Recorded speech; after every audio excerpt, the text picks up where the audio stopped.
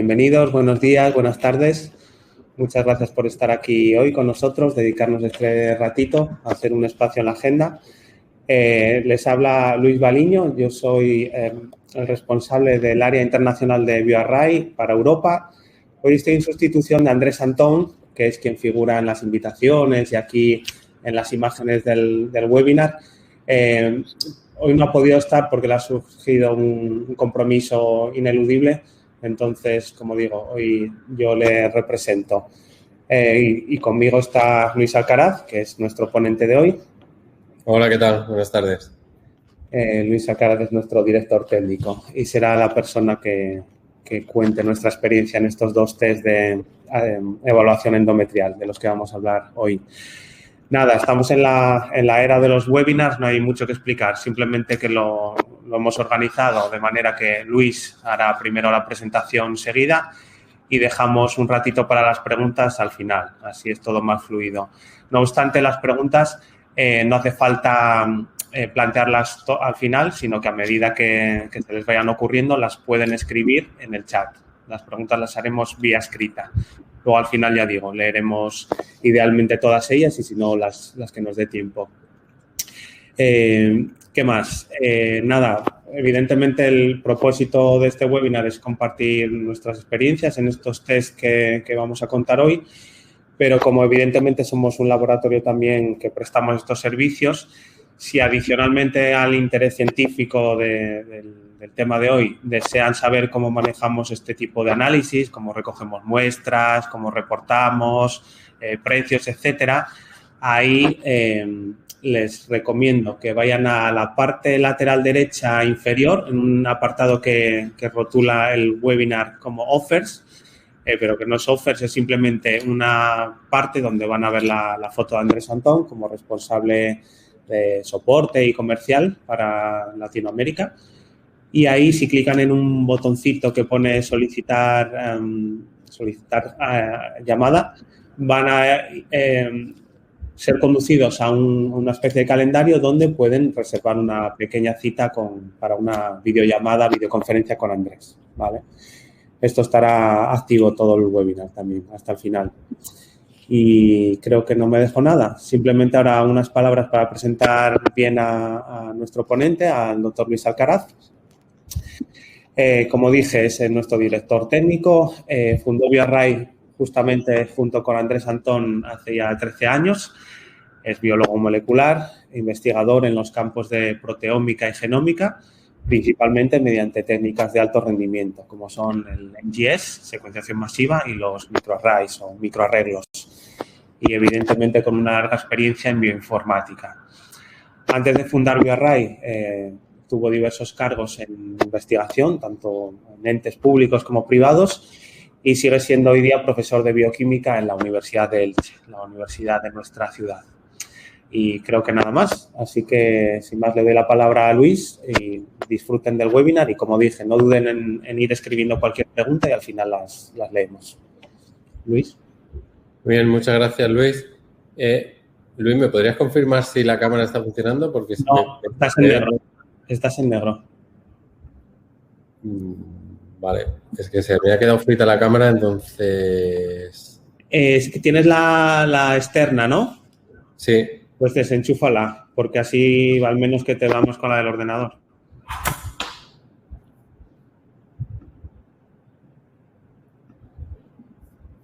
Sigue sin ir, ¿no? Sí, sigue en negro.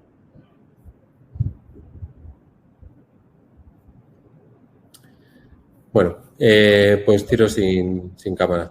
Si quieres salir y entrar un segundito, no perdemos más de 30 segundos. Disculpas por este inconveniente, este imprevisto técnico. Simplemente, si idealmente podemos ver a Luis. Sí, ya te vemos, Luis. Vale. Nada, pues lo dicho, disculpas y adelante, Luis. Nada, lo siento mucho, cosas del directo. Eso pasa por no grabar los webinars.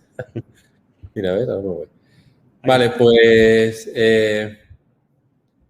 nada, muchas gracias a todos por estar aquí. Muchas gracias, Luis, por la introducción. Eso, yo he preparado una charla cortita donde os voy a comentar los productos que hemos lanzado recientemente, que es un test para receptividad endometrial y otro para microbiota vaginal y endometrial. Entonces, para los que no nos conocéis, yo soy el director técnico de BioArray. Somos un laboratorio de diagnóstico genético que está situado en Alicante. Y desde hace más de 12 años empezamos con microarrays. Al muy poquito tiempo incorporamos secuenciación masiva y un poco nuestros dos grandes focos siempre han estado ahí, en técnicas de alto rendimiento, microarrays y secuenciación masiva, aplicados a distintas áreas del diagnóstico genético. Bueno, como digo, vamos a hablar de dos tests. Entonces, vamos a empezar por el de la receptividad endometrial, que hemos llamado BioAir. Como pincelada introductoria, como todos sabéis, el endometrio es un tejido muy dinámico por el cual transcurren cambios proliferativos y secretorios en cada ciclo menstrual. La mayor parte del tiempo el endometrio no es capaz de adherir embriones, ¿vale? Pero durante un pequeñísimo espacio de tiempo este endometrio es receptivo. Este espacio de tiempo es lo que se conoce como ventana de implantación y dura entre 24, 36, 48 horas. ¿Vale? Ocurre entre los días 20 y 24 de cada ciclo menstrual, ¿vale? Y unos 6, 8 días después de la ovulación. Como saben de sobra, estas fluctuaciones del endometrio están básicamente coordinadas por dos hormonas, el estrógeno y la progesterona, ¿vale? Y son ambas las que regulan de una manera fina la ventana de implantación. El ciclo menstrual, como saben, se divide en básicamente dos fases, la proliferativa y la secretoria. Durante la fase proliferativa, que pueden ver ahí en la imagen, el estrógeno de los folículos maduros permite la elongación de las espirales, de las arterias y la proliferación de las células estromales del endometrio. Luego, durante la fase secretoria, la progesterona de los cuerpos lúteos induce cambios secretorios, ¿vale? El endometrio se engrosa y adquiere la capacidad receptiva.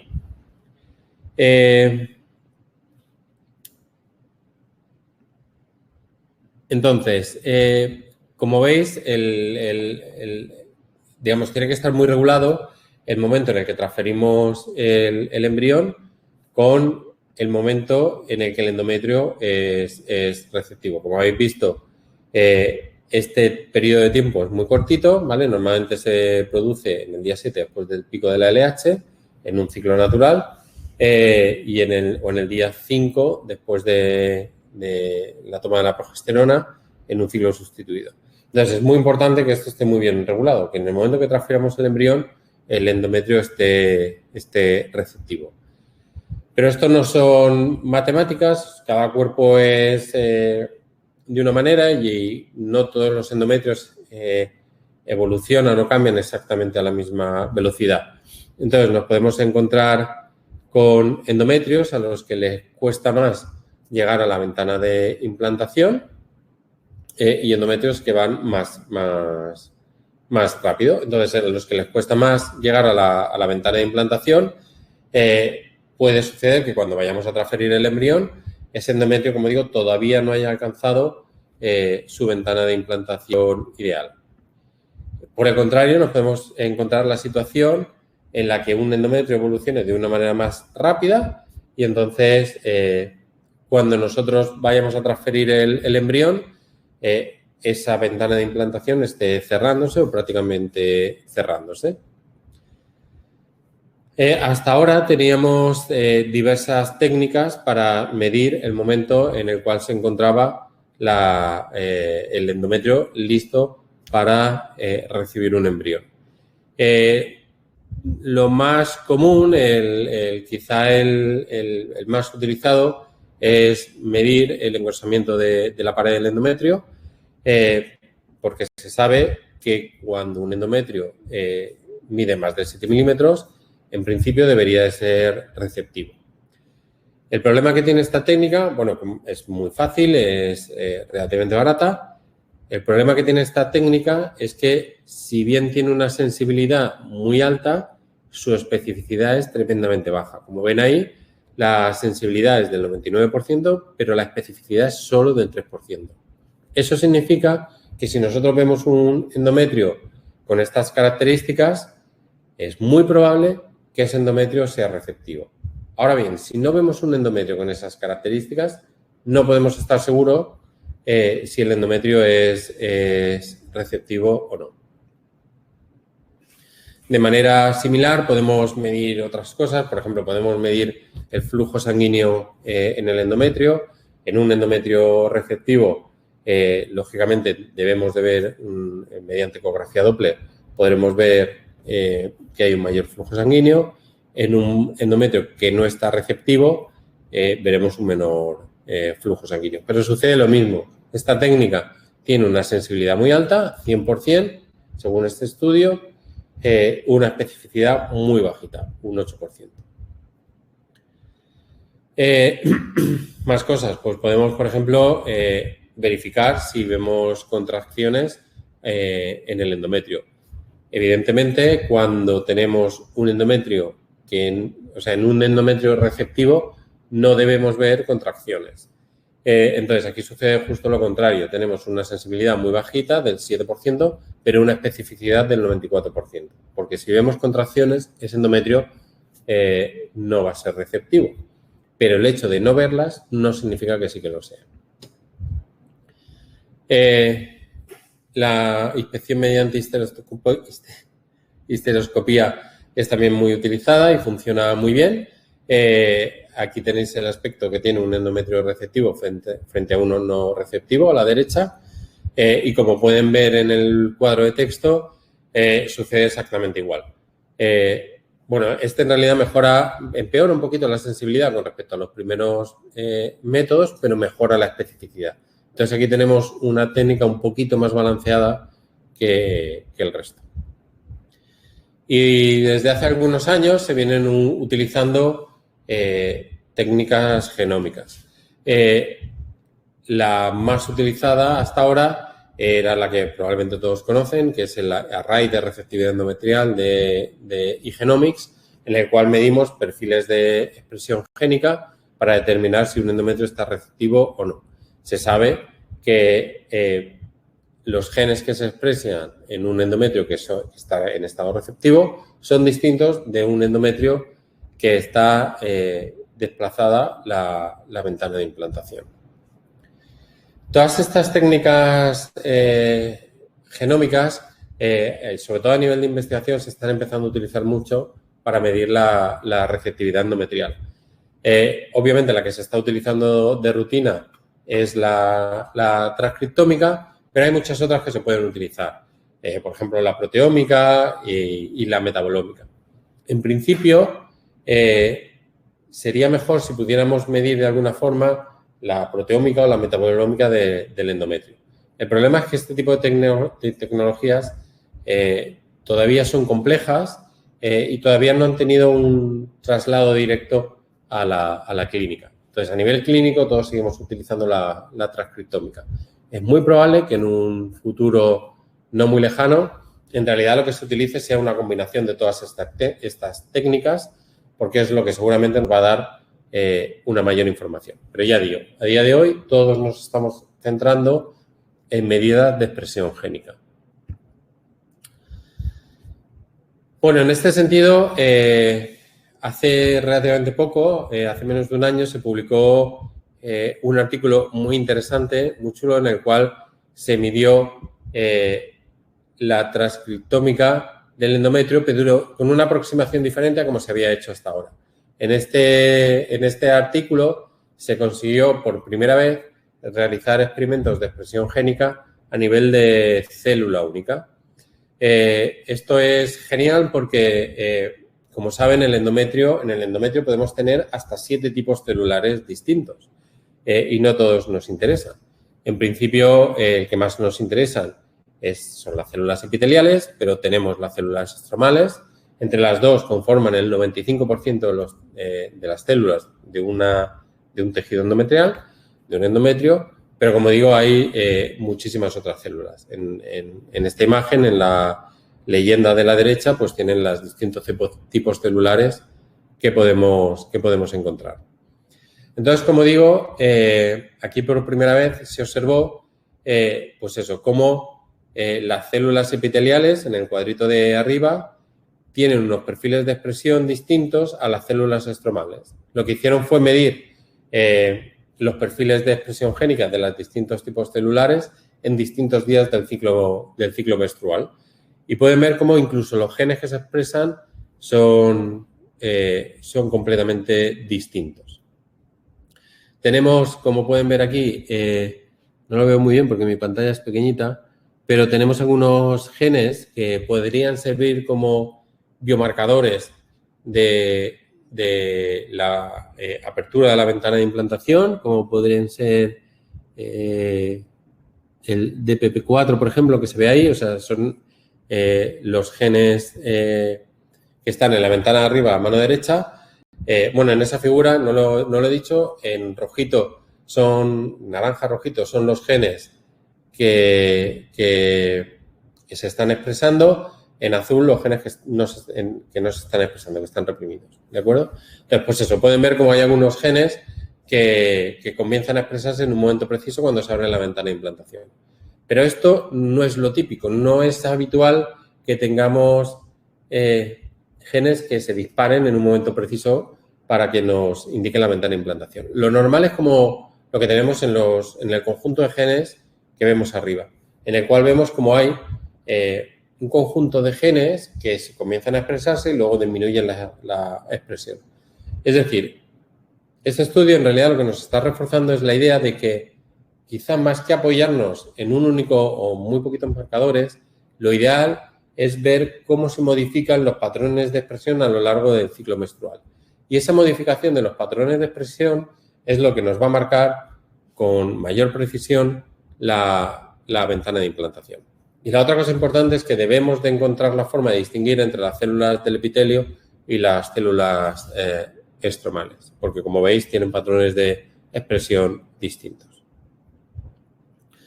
Entonces, nosotros podemos tener situaciones como las de aquí, perdón porque no se han superpuesto las imágenes. En esta gráfica tienen 3 genes, por ejemplo, en los cuales hemos medido cómo varían los perfiles de expresión cuando están en estado receptivo, prereceptivo y postreceptivo.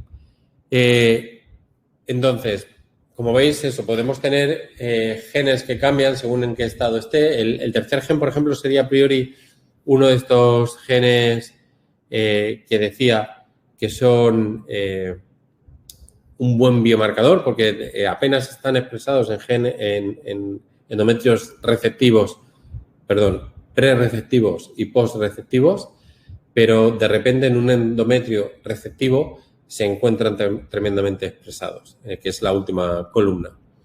Además, este gen en concreto, por ejemplo, se puede comprobar yéndote a la base de datos en donde podéis ver cómo esa molécula es un buen biomarcador e incluso a nivel proteico, ¿vale? En este corte de tejido que veis aquí, pues está, o sea, lo que se ve es como el anticuerpo frente a esa proteína se une a ese tejido y veis cómo se une perfectamente a las células del epitelio. Pero ya digo, esto no es lo habitual. Lo habitual es que tengamos patrones de genes que cambian en conjunto.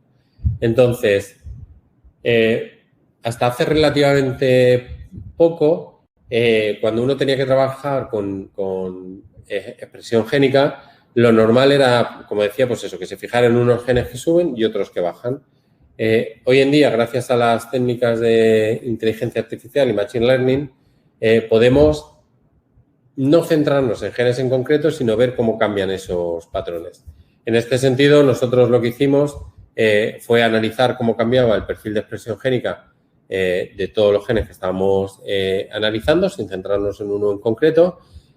Probamos distintos algoritmos de Machine Learning que fuimos optimizando y al final, bueno, pues encontramos uno, el primero, que tenía una precisión tremendamente alta. Y al final lo que se obtiene es una cosa así. Esto es una representación en el cual se trata de reducir la variabilidad entre las distintas muestras. Básicamente, esta representación lo que hace es agrupar, o dejar que se agrupen por sí mismas aquellas muestras que se parecen más entre sí. Y entonces podemos encontrar cosas como esta. Podemos encontrar que un endometrio, cuando tenemos un endometrio receptivo, que son todas las muestras en verde, están agrupadas entre sí. Cuando tenemos un endometrio post-receptivo en rojo, pues también están agrupadas en otra parte de la gráfica. Y un endometrio pre-receptivo se encuentra agrupado arriba. Lógicamente, como decía, esto tampoco es todo nada, tampoco es blanco y negro. O sea, el endometrio va cambiando su estado poco a poco, entonces podemos tener muestras que se encuentren como en un grado intermedio, que estén entre receptivas y post-receptivas. Bueno, y finalmente, tras una de las validaciones iniciales que hicimos, pues bueno, obtuvimos estos datos en cuanto a precisión comparado con otros test establecidos en el mercado.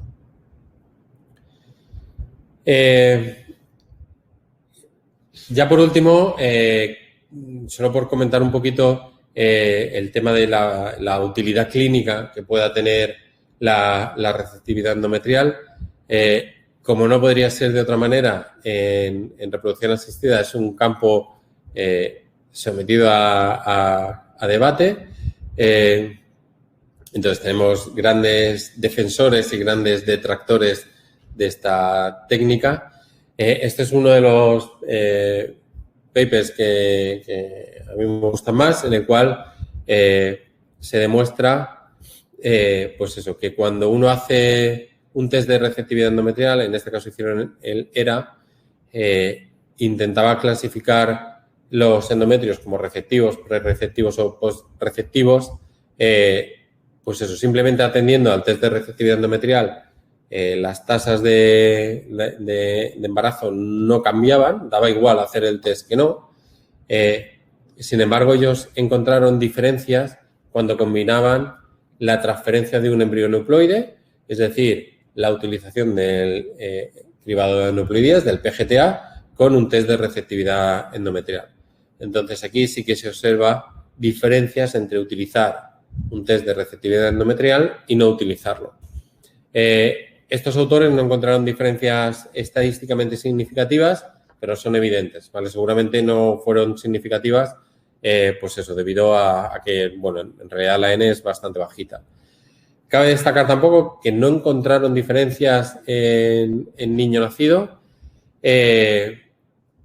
Ellos lo atribuyen a que no cogieron datos, no consiguieron obtener datos para muchas de las parejas, con lo cual este dato no era relevante. Muy recientemente se ha publicado una review donde se recogen muchísimos de estos estudios que están a favor y en contra de la receptividad endometrial.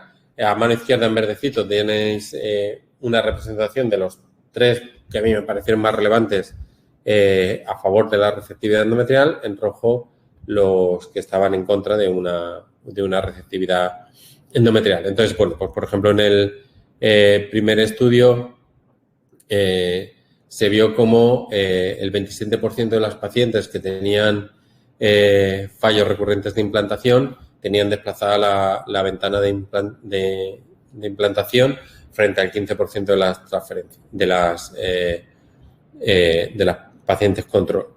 Y en cambio las tasas de embarazo se equiparaban cuando se utilizaba una transferencia embrionaria personalizada según el test de receptividad endometrial. El siguiente estudio me pareció súper interesante porque miraba qué pasaba cuando se transferían embriones fuera de la ventana de implantación. Entonces se veía como si no se tenía en cuenta la ventana de implantación, pues las tasas de embarazo eran o sea, el ongoing pregnancy rate era del 0%. Cuando se utilizaba un personalized embryo transfer, según los resultados de un test de receptividad, pues mejoraba hasta el 74%. Y muy recientemente, el grupo de Carlos Simón publicó el resultado de su Randomized Control Trial con los resultados que veis aquí. Veis que el Cumulative Pregnancy Rate mejora si utilizamos un test de receptividad endometrial. En contra, pues bueno, tenemos un estudio en el que se hizo sobre 503 pacientes. Sorprendentemente encontraron que solo el 35% de las pacientes eran receptivas, lo cual es raro porque digamos que lo normal es justo lo contrario, que solo el 30% estén fuera de la ventana de implantación, y ellos no encontraron diferencias entre utilizar o no un test de receptividad endometrial. En este caso, en el paper de Carlos Simón, pues lo atribuyen a que escogieron pacientes particularmente difíciles. Y luego, bueno, tenemos el siguiente estudio en el cual ellos, al contrario que el estudio como estaban antes, enseñan cómo la combinación de la transferencia de embriones euploides con un test de receptividad endometrial, pues ellos no encontraron diferencias en cuanto a tasas de embarazo. Probablemente debido a lo mismo, a que escogieron pacientes particularmente complejas. Bueno, a día de hoy ahí tenemos varios test de receptividad endometrial en el mercado, pero básicamente se pueden distinguir como en dos grandes grupos. Tenemos los test de receptividad endometrial que están basados en PCR cuantitativa y luego otros test que están basados en transcriptómica, en una medida más global de la transcriptómica del endometrio. A priori, uno podría pensar que los test de PCR cuantitativa son mejores porque, a fin de cuentas, la PCR cuantitativa es como el gold estándar para medir la expresión de genes. Es la técnica que mayor precisión nos va a dar. Entonces, si nos queremos centrar en medir la expresión génica de unos poquitos genes, pues a priori es lo ideal. De hecho, bueno, pues tenéis aquí los diferentes tests. Hay varios, he recogido los que a mí personalmente me gustan más. Tenemos el del INSERM, el WinTest, que mira 11 genes, y luego el ERPIC y el ERMAP de Cooper y GLS, que miran 40 genes. Son el mismo test hecho por dos empresas distintas, entonces los 40 genes son iguales. Ya lo digo, si quisiéramos medir con mucha precisión poquitos genes, la PCR cuantitativa es lo mejor sin duda. Pero, en mi opinión, como han visto en las diapositivas anteriores, en realidad lo ideal no es medir, para mí, uno o pocos genes con mucha precisión, sino ver cómo cambian patrones completos de expresión génica. Y para poder ver esos patrones necesitamos analizar muchos genes. Y así es como se hace el test de ERA, de eGenomics, que mide la expresión génica mediante transcriptómica de cientos de genes, y el nuestro, que sigue un poco la misma estela, ¿vale? De hecho, nosotros hemos tenido que ampliar el número de genes para conseguir una mayor precisión. Empezamos haciendo el test, analizando solo 72 genes, y hemos visto que, bueno, que aumentando el número de genes y utilizando estas técnicas de Machine Learning y demás, pues conseguimos mejores resultados.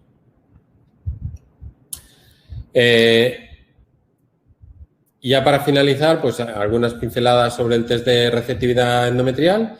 En principio está indicado para pacientes con fallos recurrentes de implantación. Lo que nosotros hemos visto y lo que otros grupos parecen apuntar es que funciona mejor si se combina con el screening de aneuploidías, con el PGTA.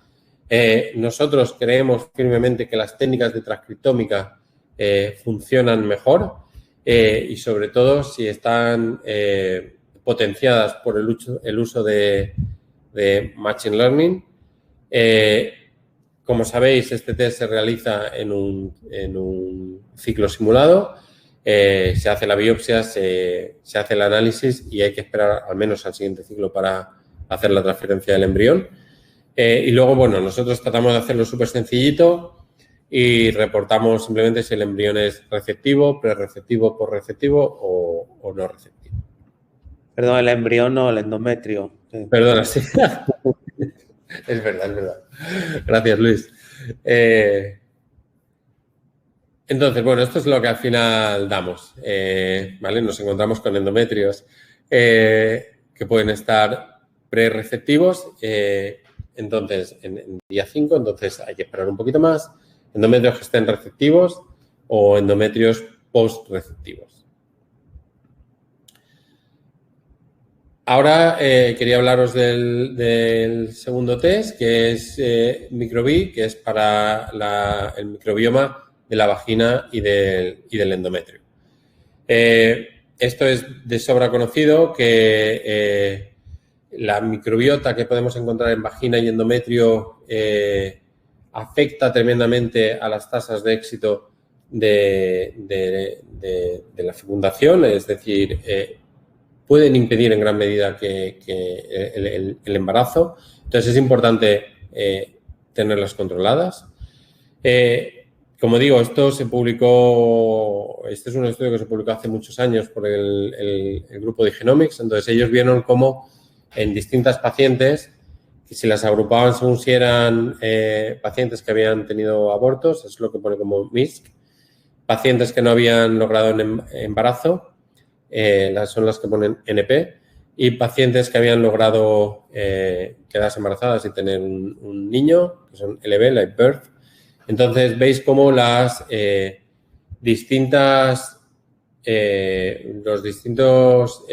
microorganismos que encontramos en estos endometrios son evidentemente distintos. En las pacientes que habíamos tenido, que ellos habían encontrado abortos, pues en muchas de ellas tenían una microbiota que tenía problemas, tenía infecciones, son las barritas en rojo. En las pacientes en las que no se había conseguido un embarazo, pues había una mezcla de microbiota dominada por lactobacillus. Lactobacillus son las barritas azules con presencia de patógenos. Y en las que habían conseguido un embarazo y un niño nacido, pues básicamente eran, salvo en uno de los casos, eran endometrios dominados por lactobacillus. Los mecanismos por los cuales la microbiota vaginal interviene en el embarazo y en la salud del endometrio, pues son varios. Se recogen muy bien en este artículo, también en este review bastante reciente. En primer lugar, la microbiota normal está compitiendo por los recursos con los patógenos, de manera que los patógenos pueden tener difícil encontrar recursos.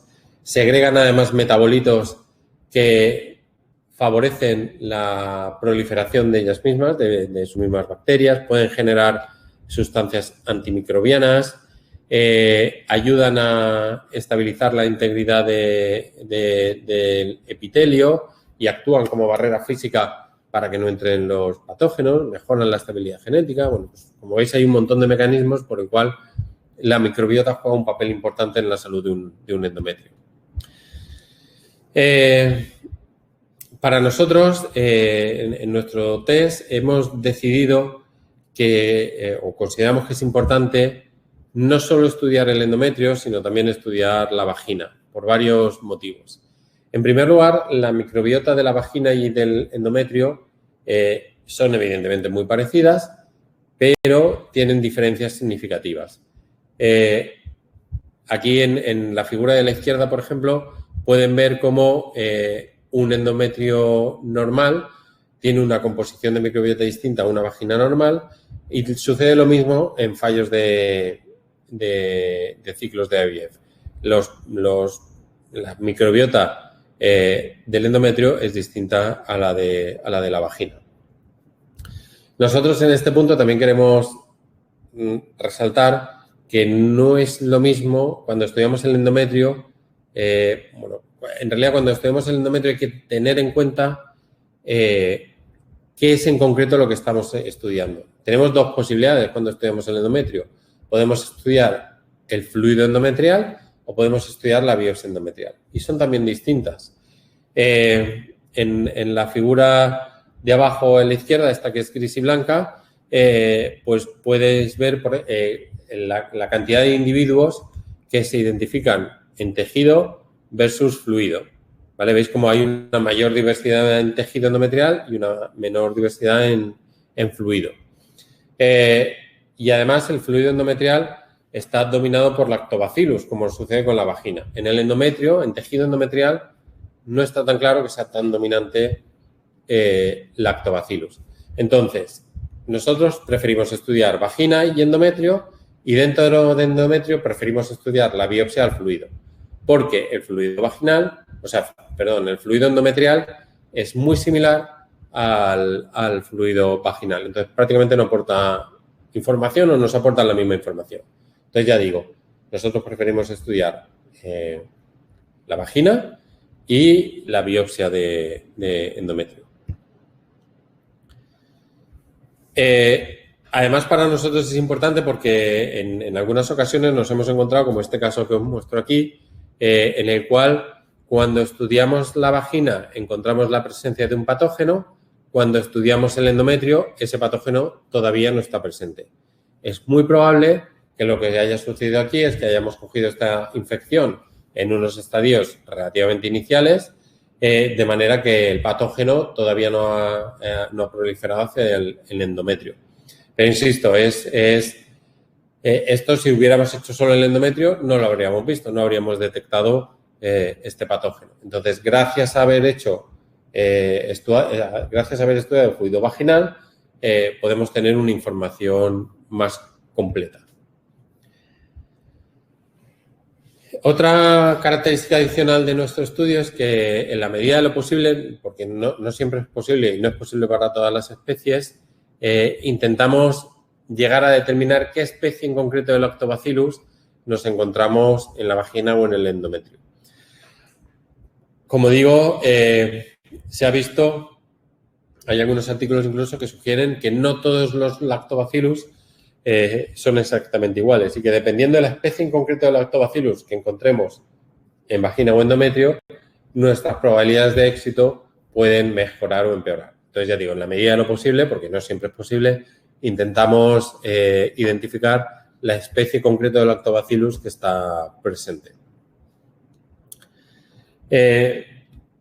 Otro punto más es que es evidente que una disbiosis de la vagina y del endometrio puede ser causa de infertilidad. Esto tiene que ver con no solo con la presencia de patógenos, sino con la presencia de otro tipo de microorganismos no patógenos, pero que también pueden colonizar vagina y endometrio.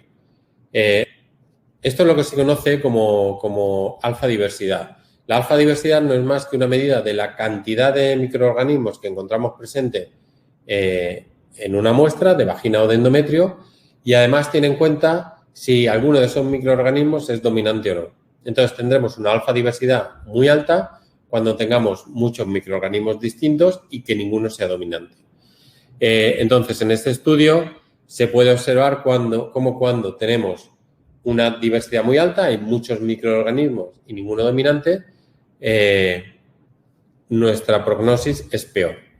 ¿De acuerdo? Eso sucede tanto en endometrio como en vagina. En vagina es muchísimo más dramático, como pueden ver en la figura de barras de la izquierda, de la derecha, que es la vagina. La diversidad es muy alta en pacientes que no logran embarazo y es muy bajita en pacientes que sí que lo logran. ¿Vale? Esto es evidente porque en una vagina lo que esperamos es una gran dominancia de Lactobacillus, debe estar por encima del 90%. Entonces, la diversidad tiene que ser bajita. Entonces, a nosotros nos parece que es importante controlar este parámetro. No solo si hay presencia de patógenos o no, sino controlar este parámetro. Porque además es algo sobre lo que podemos actuar con relativa facilidad con la utilización de probióticos. Entonces, por ese motivo, nosotros damos también valores de alfa diversidad. Y finalmente, es evidente que es muy importante controlar la presencia o ausencia de patógenos. En la figura de la izquierda tienen muestras de distintas pacientes donde se encontraron distintos patógenos en un artículo publicado en 2018. Y entonces nosotros, evidentemente, buscamos la presencia de patógenos. Miramos la presencia o ausencia de 16 patógenos distintos. Así que, para resumir, ¿qué características tiene nuestro test de microbiota vaginal y endometrial? En primer lugar, eso, que miramos vagina y endometrio, porque nos parece que de esta forma conseguimos una visión más completa. Intentamos llegar a identificar la especie de Lactobacillus, que, como digo, no siempre es posible, pero para algunas especies sí que podemos. Entonces, intentamos identificarlas porque eso se ha relacionado con una prognosis diferente. Miramos a la alfa diversidad, miramos no solo patógenos, sino qué cantidad de microorganismos están ahí y cómo están distribuidos, porque esto es importante para determinar la salud del tracto reproductivo. Y, por supuesto, identificamos patógenos. Finalmente, ¿cómo se obtiene esta muestra? Pues para el endometrio realizamos una biopsia de endometrio. Una gran ventaja es que con esa misma biopsia, con una sola biopsia de endometrio, somos capaces de obtener muestra para hacer la receptividad endometrial y la microbiota. Podemos obtener las dos cosas con una única biopsia de endometrio. Y luego también, de manera opcional, aunque nosotros lo recomendamos, obtenemos una muestra de fluido vaginal mediante un hisopo para obtener la microbiota de la vagina. Y entonces reportamos la abundancia relativa, reportamos también qué especie de Lactobacillus hemos detectado, si hemos encontrado o no la presencia de hasta 16 patógenos y reportamos la diversidad. ¿Qué limitaciones tiene esta técnica? Pues, en primer lugar, es semicuantitativa. Nosotros no sabemos exactamente cuántos microorganismos hay ahí, no sabemos cuántas unidades formadoras de colonia hay. Todo lo que obtenemos son porcentajes. Para la inmensa mayoría de bacterias no llegamos a nivel de especie, solo podemos identificar a nivel de género, pero en general es suficiente. De momento, no podemos detectar infecciones fúngicas. Estamos trabajando en ello, pero todavía no lo tenemos. Y no es válido para todas las enfermedades de transmisión sexual. Detectamos alguna de ellas, pero lógicamente todas las víricas, por ejemplo, no las detectamos. Y por mi parte, eso era todo lo que os quería contar. Entonces, ahora si tenéis preguntas, pues estaré encantado de responderlas. Gracias, Luis. Pues sí, tenemos alguna pregunta. Vamos a dedicarle 5 o 10 minutos a responderlas. Vale, voy a tratar de ordenarlas por tema. Okay. Entonces, la primera respecto a BioER, receptividad endometrial. Dice, ¿recomiendan repetir el test BioER para validar el diagnóstico siempre o solo con ciertos resultados? ¿Son esos casos muy frecuentes? Bien, lo cierto es que en general no hace falta repetir el test de receptividad endometrial. O sea, en general damos un resultado que es el que es y entonces se puede ajustar la ventana de implantación en función de ese resultado que damos. Sí que es cierto, como comentaba antes, que pues eso, no son matemáticas, entonces hay veces que o sea, no sé si recuerdan, pero la gráfica que ponía cómo se agrupaban las muestras, pues hay muestras que caen entre receptivo y no receptivo. O sea, receptivo prereceptivo, receptivo y posreceptivo. Entonces, en esas muestras que quedan ahí a mitad de camino, digamos, ajustamos la ventana de implantación y recomendamos repetir repetir la biopsia con esa nueva ventana de implantación, o sea, con ese nuevo tiempo que hemos dado para ver si efectivamente en ese momento la ventana, o sea, está abierta la ventana de implantación. Vale. Y luego las siguientes son relativas al microbioma. Y dice, ¿qué ventajas ven entre usar el microbi y simplemente dar probióticos a todas las pacientes sin analizarles el microbioma? Esto pensando en los costes para las pacientes. Bien, a ver, podría ser una opción, es algo que algunos centros hacen, que dan probióticos por defecto, digamos. A ver, a mí personalmente no me parece mal dar probióticos por defecto, pero sí que es cierto que, en mi opinión, hay que hacer alguno de estos test de microbiota porque si nos encontramos con un patógeno, ese patógeno no se soluciona con probióticos, habría que aplicar algún antibiótico específico. Entonces, por ese motivo, aunque no tengo nada a priori para estar en contra de la administración de probióticos, puede ser favorable. Sí que es cierto, pues eso, que hay que intentar detectar si hay algún patógeno atrás, porque el probiótico no lo soluciona. La otra opción sería, que algunos centros lo hacen, es administrar antibióticos también por defecto. Esto sí que es peor en el sentido de que claro, el antibiótico no solo afecta al posible patógeno, sino que puede afectar a la flora vaginal y endometrial normal. Entonces, una administración de un antibiótico sin estar indicado, sin habernos asegurado de que está presente ese patógeno en concreto, pues nos puede alterar la microbiota y al final ser peor el remedio que la enfermedad. Vale. Y luego otra también relativa a microbioma y es, ¿reportan antibiograma o en su defecto recomendación de tratamiento específico? Sí, a ver, bueno, esto como siempre, o sea, digamos, la última palabra obviamente lo tienen los doctores. Sí que es cierto que nosotros cuando detectamos un patógeno, pues en función de la recomendación, o sea, establecemos alguna recomendación de qué tipo de antibiótico se podría utilizar. Muy bien, gracias. Y yo creo que podemos hacer una última que incumbe a ambos test y yo creo que sirve también como un poco resumen. Dice así, ¿qué porcentaje de pacientes se encuentran alteradas? Como digo, tanto en microbi como en BioAir. Bien, pues, a ver, pacientes con ventana de implantación desplazada, a ver, todo depende evidentemente, de qué tipología de pacientes se lo hagas. Si se lo haces a pacientes donde realmente está indicado este tipo de test, que son con fallos recurrentes de implantación, aquí el porcentaje de ventanas de implantación desplazada pues puede oscilar en torno al 30-35%. Luego, cuando hacemos microbi, aquí el porcentaje de pacientes donde detectamos alguna presencia de patógenos o disbiosis es un poquito superior, está en torno al 40% por ahí.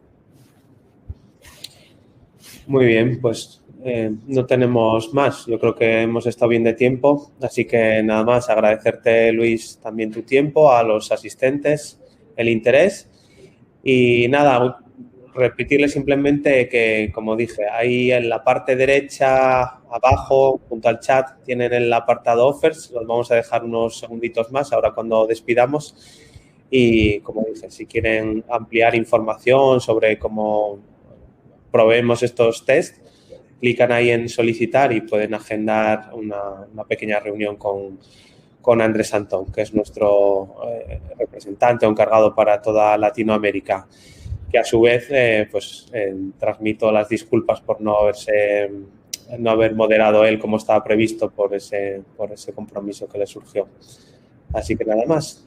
Gracias y que tengan un buen resto del día a todos. Muchas gracias. Adiós.